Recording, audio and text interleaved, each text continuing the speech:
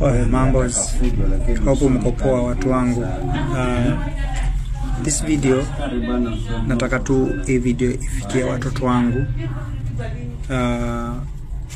all my baby mamas, kuanzia my special one, hata kama tuliachana, you are still special to me. Kawera, yes, my Meru girl, you are the best.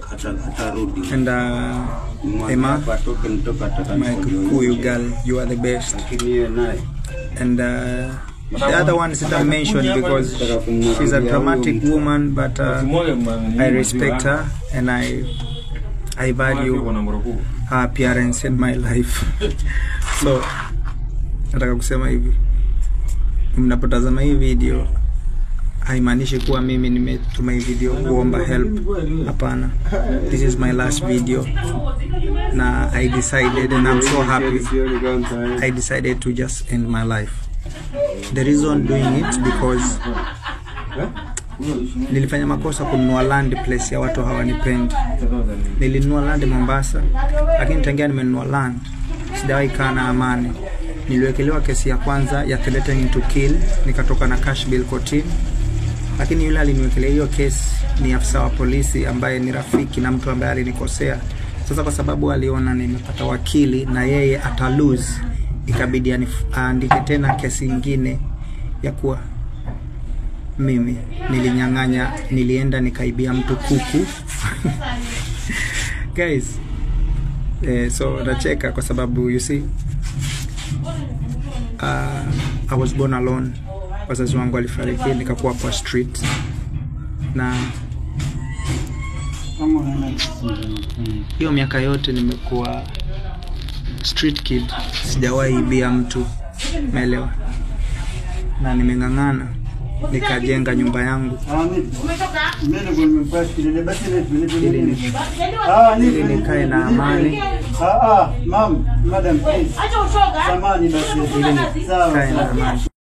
So huyu askari, kwa kuwa anatetea askari mwenzake yule ambaye alinikosea, amefungua mashtaka mengine ya kuwa mimi nilichukua kuku ya mtu. Na the truth is that mimi ni mtu naweza afford kuku, manake nafuga mbuzi, nafuga kuku kwangu, umeelewa? Sina pesa, lakini na marafiki wazuri ambao wanaweza nipea magari zao nikatumia. So kama na shida ya kukula kuku, nitakula yangu. So yeye aliandika kesi nyingine ya kuwa mimi nilienda kwa boma la mtu na panga, nikamtishia threatening to kill, umeelewa, na panga. So hizo makesi zote nimekuwa nikisaidiwa na mawakili, wanajitolea tu kunisaidia. Kama mzee anaitwa Fred Kobiero, huyu ni kama babangu, amenisaidia, alinitoa na cash bill, amelipa mawakili, wananisaidia. Lakini hao mapolisi kwa sababu wanaona wanaenda kulose, inabidi wananishika kila siku na makesi zingine. Ndio mahakama haiwezi nisikiza hata kusema kuwa huyu kijana ameshtakiwa na hili, tena ameshtakiwa na hili, ameshtakiwa na hili. Mashtaka ni mengi, and nimechoka kufight hii vita, guys. And I'm not asking for anybody akuje on my rescue. I'm just sending this video to tell you guys I loved this earth and I loved you people. Na nilikuwa nafurahi, I understand, mahali mmenitoa, love mmenionyesha. So until we meet again, so just join kwa nawapenda. And I'm not sad. I'm not sad, I'm okay. Lakini sitashinda nikifight vita, siwezi fight askari. Askari anaandika kitu chochote anajisikia. But to win, I can end my life and I'll be the winner. So I decided to do that. Thank you so much for your love and for your time. And I loved you so much. And I have a land in Mombasa, mtaa unaitwa Florida Kashani. Na mzee ambaye amekuwa akinisumbua anaitwa